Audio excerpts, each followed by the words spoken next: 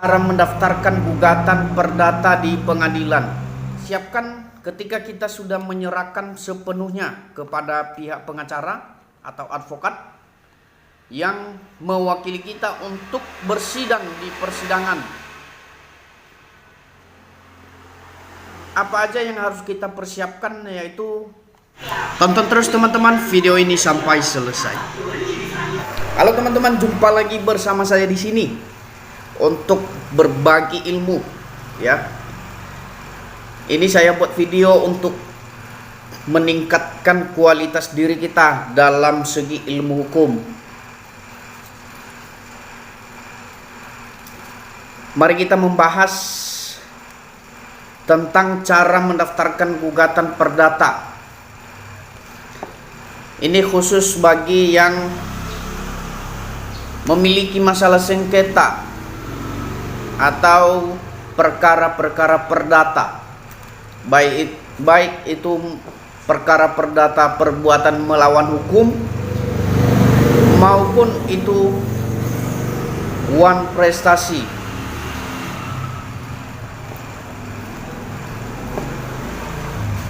Ini saya bagi informasi atau saya bagi-bagikan ilmu yang sederhana, yaitu cara mendaftarkan gugatan perdata di pengadilan. Sebelumnya saya mohon maaf kepada senior-senior saya jika ada yang tidak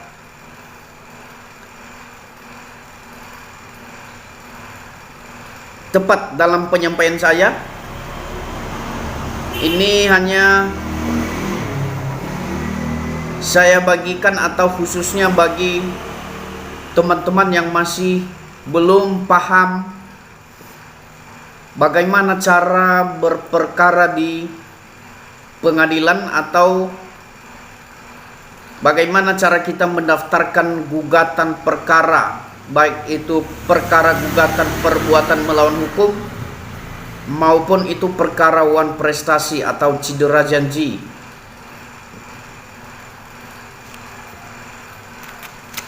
Jadi bagi yang ingin berperkara atau yang mempunyai masalah perkara perdata perbuatan melawan hukum atau wan prestasi, tentunya saja bila kita menggunakan jasa advokat, maka kita pasti mempersiapkan diri. Apa-apa aja yang harus kita persiapkan, mari kita simak dalam poin-poinnya berikut ini. Cara mendaftarkan gugatan perdata, baik itu perbuatan melawan hukum maupun gugatan wan prestasi atau cedera janji. Pertama, jika kita menggunakan jasa advokat, maka yang harus kita perlukan adalah mencari pengacara atau mencari advokat untuk berkonsultasi sebelum masuk ke dalam gugatan atau sebelum masuk dalam objek gugatan. Ketika kita sudah menemui atau menjumpai seseorang yang bisa mewakili kita dalam persidangan, tentunya saja kita membicarakan pokok-pokok perkara dan membicarakan tentang kesepakatan antara kedua belah pihak untuk jasa honorarium para advokat.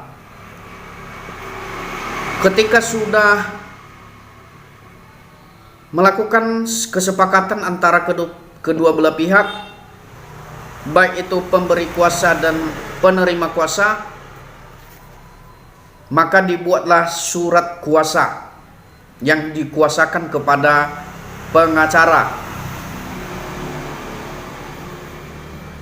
Tentunya saja banyak yang harus kita siapkan ketika kita sudah menyerahkan sepenuhnya kepada pihak pengacara atau advokat yang mewakili kita untuk bersidang di persidangan. Apa aja yang harus kita persiapkan, yaitu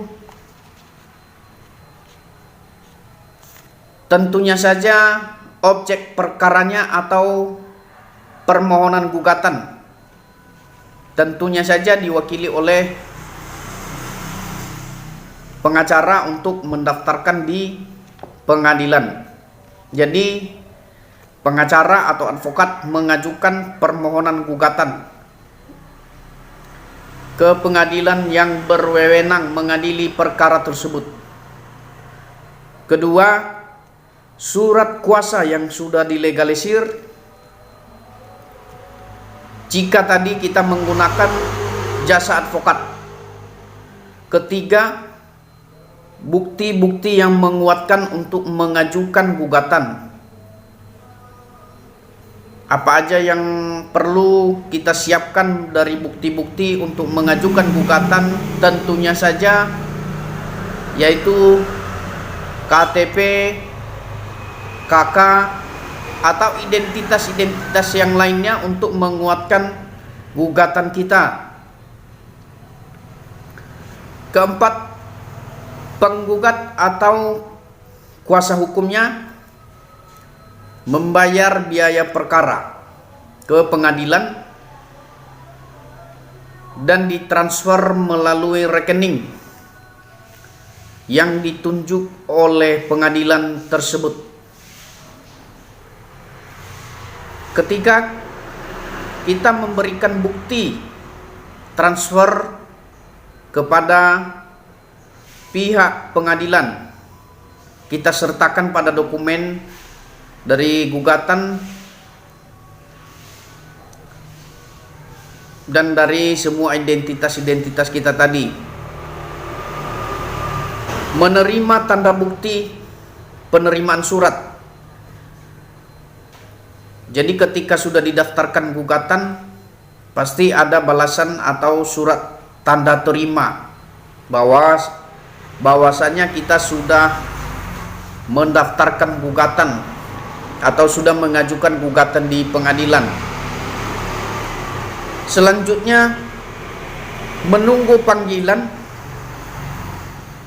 sidang atau menunggu surat panggilan sidang dari pengadilan. Tentunya saja ini yang menyampaikan ini adalah jurusita atau jurusita pengganti. Selanjutnya, menghadiri sidang sesuai dengan jadwal. Jadi bagi kita sebagai selaku penggugat, pastinya kita menghadiri persidangan walaupun kita sudah diwakili oleh kuasa hukum kita. Tetapi alangkah baiknya kita harus mengikuti persidangan tersebut. Nah, bagi kita selaku tergugat, ketika kita sudah dijadwalkan untuk bersidang, maka itu diwajibkan, tidak boleh tidak hadir sebagai tergugat. Kenapa? Kalau kita tidak hadir sebagai tergugat, maka akan dilakukan putusan first take oleh majelis hakim, dan putusan ini diberlakukan karena tidak menghadiri persidangan. Jadi tidak perlu lagi untuk majelis hakim tidak perlu lagi memutuskan putusan akhir. Ya. Majelis hakim atau pihak penggugat tidak lagi melanjutkan perkara atau pokok perkara. Karena kita sebagai pihak tergugat, kita sudah melanggar ketentuan undang-undang yang berlaku dalam persidangan, yaitu kita tidak menghadirkan jadwal persidangan tersebut. maka pihak pengadilan yang berwenang memberikan putusan verstek. Oleh karena itu, ketika kita sebagai tergugat, maka wajib kita menghadirkan persidangan sampai akhir. Ini khususnya untuk ketika kita jadi tergugat. Dan kalau kita pun sebagai penggugat, mari kita menghargai persidangan dan bisa kita mengikuti sampai akhir putusan. Walaupun kita sudah diwakili oleh pengacara atau pihak advokat. Tetapi alangkah baiknya kita sebagai penggugat, kita mengikuti persidangan tersebut. Dan ini saya tegaskan kepada pihak tergugat, bagi kawan-kawan yang berperkara di pengadilan yang menjadi sebagai tergugat, maka wajib menghadirkan. Mari kita menghargai, menghormati ketentuan-ketentuan yang berlaku di persidangan.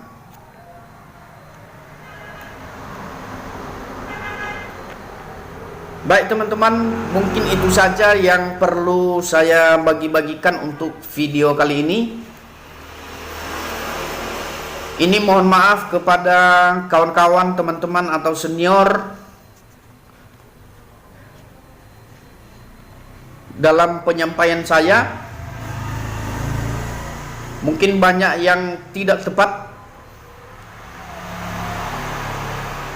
dan banyak kekurangan. Sekali lagi saya mohon maaf, ini saya membagikan beberapa poin ini agar saya secara pribadi juga bisa memahami dan juga bisa saya bermanfaat bagi kawan-kawan yang masih belum paham. Sekian yang saya sampaikan. Semoga ini bermanfaat bagi kita semua, agar kita selalu mempersiapkan diri dan selalu memiliki manfaat bagi yang membutuhkan, terutama menegakkan keadilan. Terima kasih, sampai jumpa di video selanjutnya. Salam perjuangan.